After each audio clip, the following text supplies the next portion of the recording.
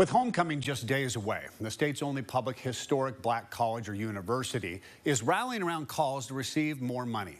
Tennessee State University has been historically underfunded by the state for decades. State Capitol reporter Chris O'Brien brings us inside the growing debate. Students wanted to know their legal options, and they wanted to know if they could go forward with their legal options.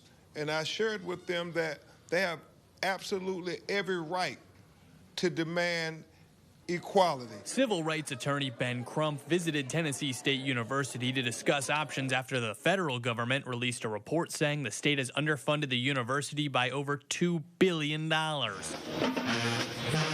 of homecoming, TSU is rallying its base to continue the dialogue, adopting the theme, through resilience and perseverance, we are one. When you talk about the great gains, when you're talking about building infrastructure, when you're talking about academic programs, you cannot ignore the underfunding. But the state has yet to indicate it intends to give more money to its only public HBCU. I asked Governor Bill Lee if he plans to push for additional funding. We'll continue to fund much of what this federal conversation is about, are things that happened 30 years ago.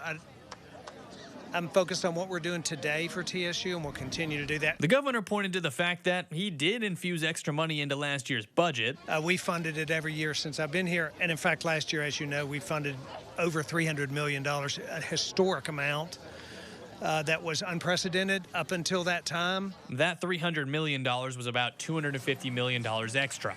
But still, that number falls far short of the $2 billion the federal government says Tennessee owes.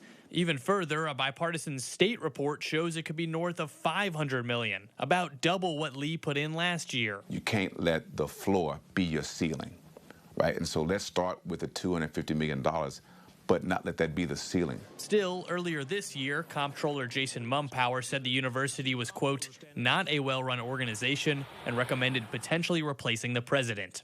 In Nashville, Chris O'Brien.